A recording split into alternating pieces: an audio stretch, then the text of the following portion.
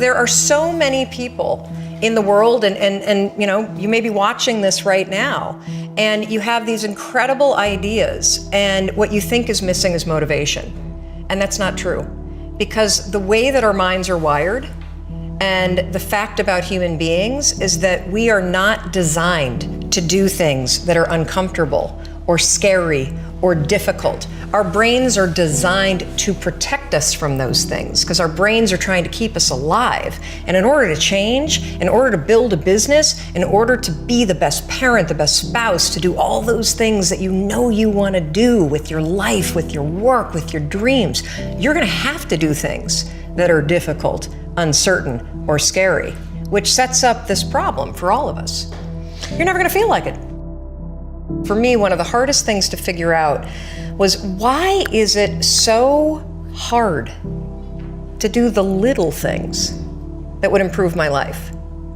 And what I've come to realize, and what we'll talk a lot about today, is that the way that our minds are designed is our minds are designed to stop you at all costs from doing anything that might hurt you. And the way that this all happens is it all starts with something super subtle that none of us ever catch. And that is with this habit that all of us have that nobody's talking about. We all have a habit of hesitating. We have an idea, you're sitting in a meeting, you have this incredible idea, and instead of just, you know, saying it, you stop and you hesitate.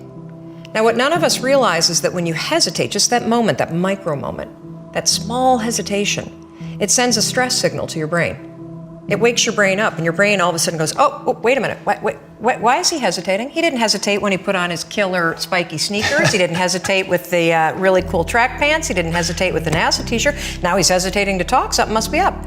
So then your brain goes to work to protect you. It has a million different ways to protect you. One of them is called the spotlight effect. It's a known phenomenon where your brain magnifies risk. Why? To pull you away from something that it perceives to be a problem. And so you can truly trace every single problem or complaint in your life to silence and hesitation. Those are decisions. And what I do, and what's changed my life, is waking up and realizing that I'm never going to feel like doing the things that are tough or difficult or uncertain or scary or new. So I need to stop waiting until I feel like it. And number two, I am one decision away from a totally different marriage, a totally different life, a totally different job, a totally different income, a totally different relationship with my kids. Your life comes down to your decisions. And if you change your decisions, you will change everything. In the scheme of life, hitting the snooze button is not that big of a deal.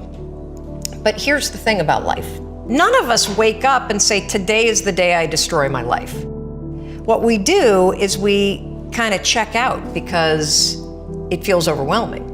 Or we check out because we're afraid. Or we check out because we start listening to self-doubt. And then we make these teeny tiny decisions all day long. And we don't even realize it. Decision to not get up on time, a decision to not eat the right thing, a decision to snap at your kids, a decision to not speak in a meeting, a decision to not look for a job, a decision to not deal with your finances, a decision to not call your parents, like whatever it is. All day long, these tiny decisions that take you so far off track. And then you wake up like I did and you look at your life and you think, how the hell did I get here? And more importantly, how do I get back over there? And you have no idea. You get trapped in what I call the knowledge action gap. You know what to do, but you can't seem to make yourself do it, right? I mean, every one of us is one Google search away from a list of instructions that if you follow any of them, it will change your life. But how do you get out of your head and stop thinking about what you need to do and actually do it? Instead of isolating yourself, pick up the phone and call a friend. Get yourself out into the woods and go for a walk. Start running again. Like all these little things that I was capable of, but I couldn't get out of here. Could not get out of here. And if you're stuck, that's the problem. The problem is you're in your head, you're thinking. When you set goals, when you have an intention on something that you want to change about your life, your brain helps you. What it does is it opens up a checklist, and then your brain goes to work trying to remind you of that intention that you set. And it's really important to develop the skill, and I say that word purposefully, the skill of knowing how to hear that inner wisdom and that intention kicking in and leaning into it quickly. And I think most people that are miserable or that are really like dying to be great and dying to have more, we want to change. We want to live a better life. We want to create more for our families. We want to be happier. The desire is there. Again, it's about how do you go from knowledge to action. So the first thing in this story that's important is realizing that the answer was in me. Every human being has a 5-second window, might even be shorter for you. You have about a 5-second window in which you can move from idea to action before your brain kicks into full gear and sabotages any change in behavior. Because remember, your brain is wired to stop you from doing things that are uncomfortable or uncertain or scary. It's your job to learn how to move from those ideas that could change everything into acting on them. Because when you understand the power of a 5-second decision, and you understand that you always have a choice to go from autopilot to decision maker, everything in your life will change. You will be a different negotiator, you will be different in sales, you will be unstoppable in the gym, because you will realize the amount of garbage that you put in the way of your hopes, of your dreams, of your potential, of your confidence, of your courage. Everything comes down to the decisions that you make. We all know what to do. None of us know how to make ourselves do it. So I started researching it. Why does something so stupid work? Why? Why does something so silly create such powerful and profound change? Well, here's why. The rule is a form of metacognition. Metacognition is a fancy pants term that means something real simple. You can outsmart your own brain in furtherance of goals. Agreed. There are tricks that you can use that actually outsmart the tricks your brain plays on you in furtherance of a higher purpose. We all know this. You can restrain yourself if you're in a situation that calls for it. You can jump into a raging river to save your dog or your kid. You can direct yourself in ways if it's important to you. And so the rule, what it does is it does something really remarkable. When you count backwards, 5, 4, 3, 2, 1, what you're actually doing is you're interrupting what researchers call habit loops that get encoded as closed loop patterns in your basal ganglia. That's the part of the brain where your feelings, where your emotions, every habit that you have, which is nothing more than behavior that you repeat that you don't even think about. And so when you go 5, 4, 3, 2, 1, it interrupts what's going on here that's spinning without you thinking, and it moves and awakens your prefrontal cortex. So when you hit 1, your habit has been interrupted. So you've interrupted self-doubt, you've interrupted maybe snapping at your kids, you've interrupted the desire to grab for a drink. You've also, by counting backwards, done an action.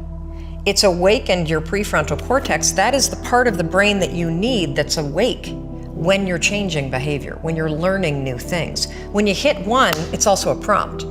So in the language of research, you'll hear people talk about starting rituals.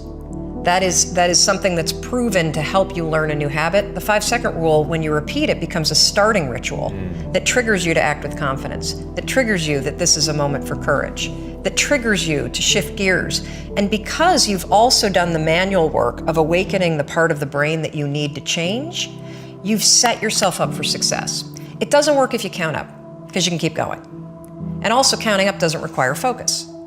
If you count backwards, 5, 4, 3, 2, 1, it again awakens the prefrontal cortex and it prompts you to move. When you start to use it and then you read about it, you'll see that it's being used all over the place. They use it in the armed services in order to align troops and get them to start an exercise. They use it at elementary schools, 5, 4, 3, 2, 1, at big assemblies to get a huge room full of kids to stop talking. Really simple and interesting example, yeah. Because it requires you to focus. It's not a habit. It will become a habit that prompts you to have confidence and courage. But in the beginning, it interrupts patterns of behavior that you do on autopilot.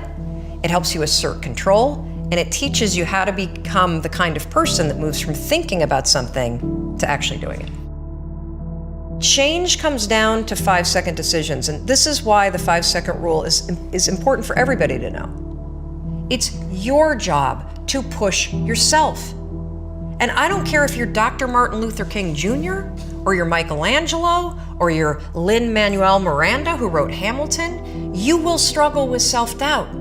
And everybody that you admire, everybody, and the list is the same for everybody. Oh, Oprah Winfrey, and I want to be like, Tom, and I want to be like, Branson, and I want to be like Jay-Z, and I want everybody's list is this, Bill Gates, and do you know what those people do? They do not have the habit of hesitating.